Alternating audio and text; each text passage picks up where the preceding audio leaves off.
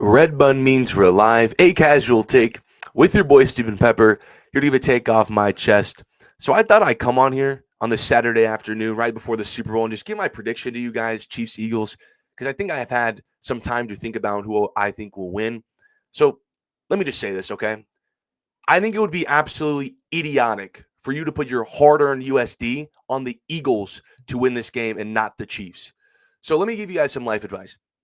Never, ever, ever bet against a dynasty. I thought it was obvious after New England's run, but let me tell you guys, this is the Patriots all over again in Kansas City. Because what makes dynasty so great is on these big stages, they just know how to win. They do, no matter the circumstance or the adversity. Winning for them is inevitable. So when I see people galaxy brain this matchup because the Eagles just have the better roster, they're the more complete team. Yeah, that's true. But weren't they also in 22? And they lost. And so weren't the 49ers in 19 and 23, and they lost. Because when you play the Chiefs in this game, just because you have more good players isn't going to cut it. What's going to win this game is on third downs, got to have it. I need to execute here. They have Mahomes and Reed, and you don't.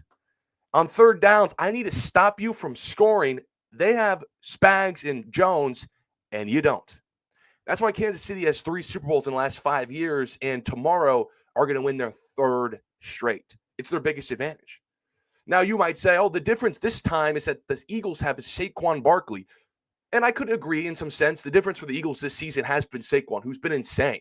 He's on my dynasty team, and trust me, I wasn't going to win a lot of money this year without Saquon. MVP level season, offensive player of the year, 2,000 yards. He's been spectacular. I don't think Philly's in this game if they didn't have Saquon. But didn't we say the same thing about San Francisco when they got CMC? That the difference this time is they got McCaffrey, offensive player of the year, ridiculous touchdown streak, and they still lost.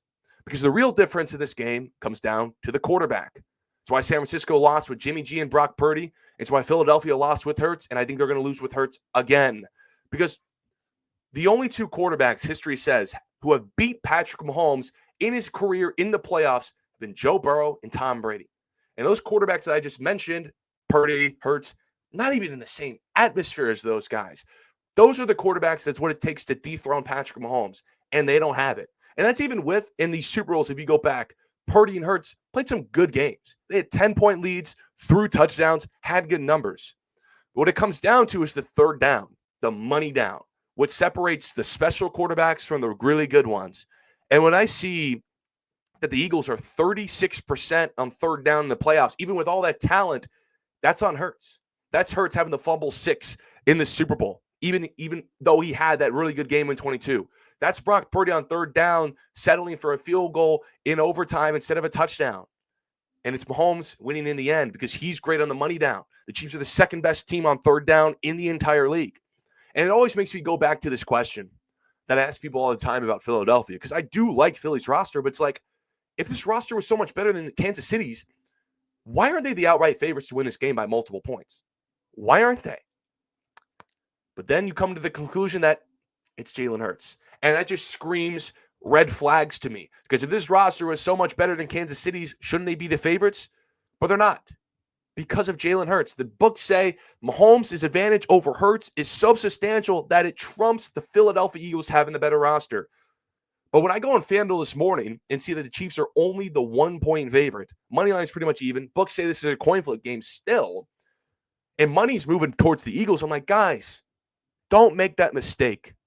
The Kansas City Chiefs have 2 weeks to prepare. Say that to yourself. The Chiefs, Mahomes and Reed, have 2 weeks to prepare for Sirianni and Hurts. It's the ultimate advantage of the 2020s. Mahomes, Reed, 2 weeks off. Don't you think Reed will have a play? You'll always have a play against Philadelphia. That big motion touchdown that caught Philly off guard to pull away in the Super Bowl to Tony. It's called corn dog. The game-winning touchdown to McCole Hardman against San Francisco in overtime. It's called Tom and Jerry. Don't you think you'll have a play called SpongeBob in this Super Bowl to pull away? So we can go position by position and see, oh my God, Mulata, Johnson, Saquon, Devontae Smith, A.J. Brown. Philly's just got more good players when you rank both teams, but I made that same mistake in 2022. I was on this show, one of my very first shows on Some Casual Takes. I said, I'm picking Philadelphia to win the Super Bowl because they're the more complete team. But boy, was I wrong. Because when it comes to dynasties, just like Jordan's Bulls, Mahomes being MJ of the NFL, you can't bet against them. Because no matter how much they're down, no matter how much of a disadvantage they are roster-wise, they're such great players. They're so much better than you that winning the series, winning the game is almost inevitable for them.